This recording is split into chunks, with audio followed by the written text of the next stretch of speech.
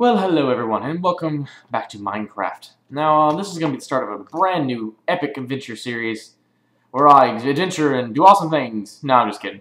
What I'm doing is I'm actually starting off a new series. This was suggested by the Whole Stem Show. That I do this, and I'm sure a lot of you will agree that this is a great idea. And what this is what I plan to be doing is showing what goes into a town from building it from the ground up. And I'm not talking a notch town; those are terrible. Everyone with any sense will admit that they're not very good. I mean, come on, I'm sure Notch could do better than that.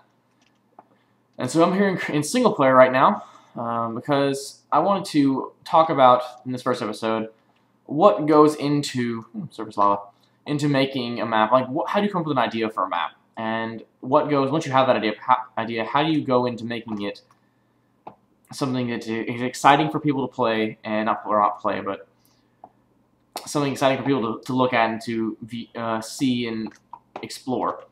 Now, what I do when I come up with ideas for maps is I think about things that I really enjoy. For example, one of the town that I'll be using for the series after this episode, and maybe next episode you'll get to see it. Maybe next episode you'll get to see it.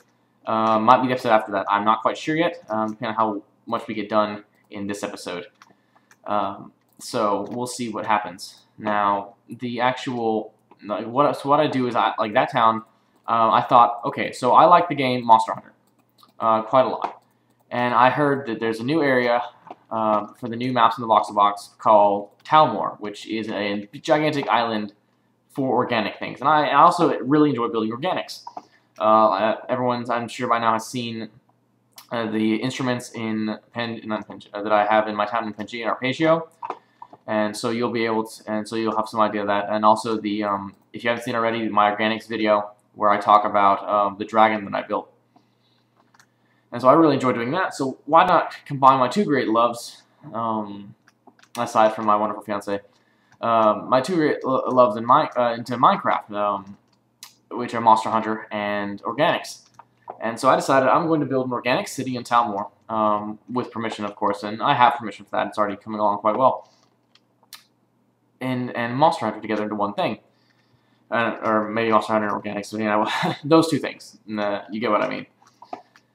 And now, so from there, the planning went into, the first things you want to do is kind of decide what kind of palette you're going to want to use. And this went through several different stages, and it turns out I'm terrible with actual building palettes. And so I got help from Matthew, and I talked about him in the Christmas video when I showed you guys what we were building, which is some of the pieces from that town. Now, I'm here in Organics Pack, the newest, most updated version of the pack. And this is the kind of stuff we have on here. Different multicolored blocks. We chose for that build this brown plank and the sandstone bricks, which look really nice. We also have basic wood log, and we also have, she doesn't have any name on it, that's weird.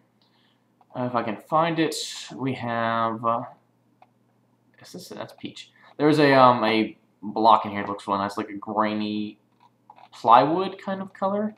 I really like that block, but I don't see it right now. It might be one of those blocks you can only get via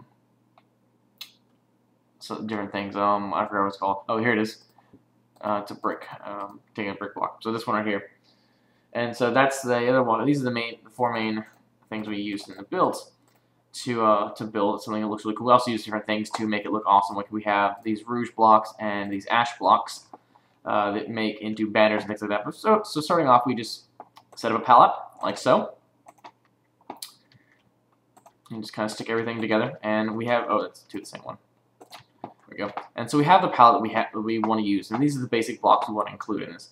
And now from here, oh, excuse me. From here, you want to go ahead and design a build, like your first building. Now, this building can be a small build, just to test kind of how it looks. What we did, the first building we built together, Matthew and I, is the Guild Hall. And now in this town, the Guild Hall plays a big purpose in that it's where all the hunters go in to take their quests and to take their hunting jobs, so they can actually make a living in life. And so we built that first. And why that got built first is because when you build something, you generally want to try to get, at least even if it's just a small scale model of it, your key builds built first. Now, what a key build is a city is going to have 3 or 4 key builds, major builds that make up a large majority of what is cool about the city, and you've got smaller builds around those that fill in the rest of the city. Now, I'm not saying those smaller builds aren't just as cool, but they're still, and they're still entirely necessary, but the key builds are going to be the ones that you want to focus on the most. They're generally going to be the biggest builds, and they're going to be what makes the city special.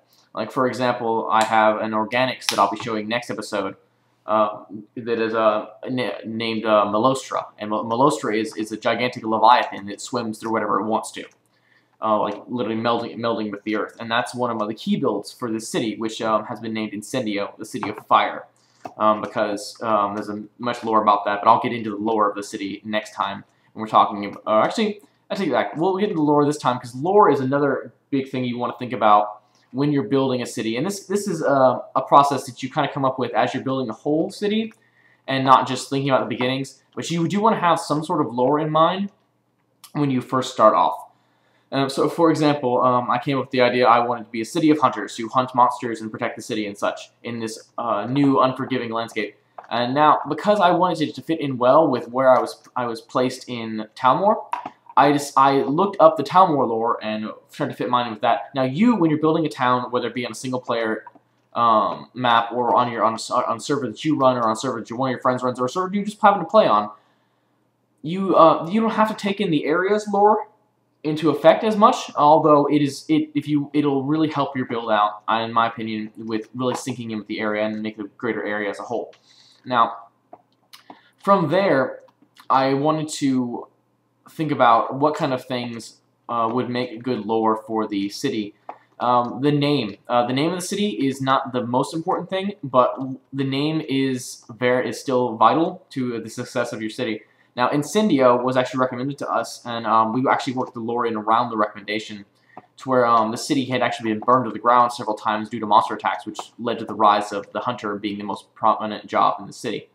And these small things are generally expressed through, if you want to use signs work well, things like that. You can also, we have a wiki for the VoxelBox, and that's what I use to explain the lore for my cities, and the projects that I work on, stuff like that. Now, back into the building aspect of the city, you want to start off, I recommend doing a little small model. Like, it doesn't have to be that big. You can just you want to kind of shape out the general shape of your build, and then from there you can move into doing other things. And so I'll shape out the basic little shape of this build. So you don't. Another big aspect of what you want to do is you want to try to stay away, not necessarily from square builds. You want to stay away from boxes. Boxes look really bad, and there's a time and a place for boxes. For example, I have a building that looks, I have a building that's in the works that it looks actually like this. This is a very, very small scale model. Or this is being planned. This may or may not come through, but this is the basic shape of the building. Now, you notice it doesn't, and originally it actually set up like this, and it's getting really dark. So I'll have to make sure my Fulbright is on. There we go. Now it will stay bright. Originally, this was the shape of the building. From the top, it looks like a square, but it's actually not. It's more of a mushroom style, and we decided that it didn't look right, so we're going to do it like this. And now, once again, as you're building, you want to try to put as much detail into your build as you can. So use the blocks how you would use them if you were actually building this build right now. So it doesn't, and they don't have to be exact, of course, because it's a small scale build. But you want to make sure it's clear where, let's get some glass actually, where your windows are going to be. It's clear where your door is going to be. I'm going to get some stairs from here too. I actually prefer to build like this and up away from the ground, because I don't feel that the actual ground itself, like the actual floor of the building, it should be used in the ground. Not because it's a bad thing and that you shouldn't do it and stuff like that. It's because when you move cities around, as I've had to do, move builds around, the Voxel Sniper, a copy pasta brush, or the World Editing It copy paste, or even clone stamping it with Voxel Sniper. You have to. I've come to know that you'll be moving builds around a good amount, and so it pays to be able to have a build that is movable. Let's put it that way. That is, so it's not, you're not completely at a loss when you have to move your build for something. And now from here, you wanna so don't spend a good amount of time on this. I'm not saying spend forever on this build, because that's actually wrong. Because you still want to be able to design other things, but you do want to have a build that looks nice and to have a good. It should show what you want your build to look like. I mean, as you can see here, I'm not spending days on this build, but I'm spending enough time on it that that when I finally get around to building it, I'll generally leave a hole for the door. Well, by the time I finally get around to building it, I won't have to. I can just look at this and say, okay, that's how I want my build to look. That's actually the right. Oh, I was getting confused at this part. I'm never really good at roofs, but I'll finish up this little segment here, and then I'll leave it at that. And I'll make sure the door is going to be that one block, and it doesn't have to be necessarily a scale model, but I find sometimes building a scale model helps. There you go. And this is really badly done, this side, and if I had been building this for an actual city, I would make it a little more detailed than that. So as you see, you can easily tell where the door is. You can see where your windows are. You know the inside, and once again, don't forget the inside. And so I'm gonna put like a counter here, and this is gonna represent the quest board over here in the corner, and it's gonna be 2 high. And then there's gonna be this wood block here. There's gonna represent a table. Now, as you notice, I put these just random blocks in here, and I was talking about, okay, this is going to represent this, this is going to represent this, and so it helps to memorize things if you put down a key afterwards for your interior. And what I do is I just go in, I get some signs. Where are your signs? Excuse me, I apologize for having to take so long to find stuff in creative mode. I don't use creative mode very often. I'm just using survival mode and having infinite health, stuff like that. And then what you do is you take the sign, you put it on your block, and you put what the block is. Counter. This is a quest board. And table. And then I generally label this as key. And so I'll know, I can always go back to here and look, okay, these are what these blocks mean on the inside. I don't have to worry about that. And when I build a small model, I generally don't build the roof on it. Simply because it's small, you don't need a roof, although if you want to put a roof on there, I'm not stopping you from doing so.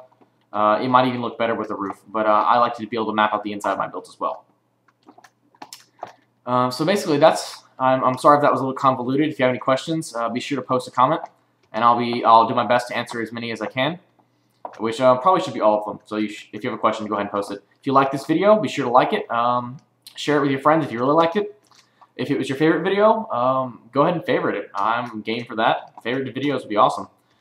And if, like I said, you like it, if you really want to see more of this, and if you're interested in seeing more of this series, be sure to subscribe.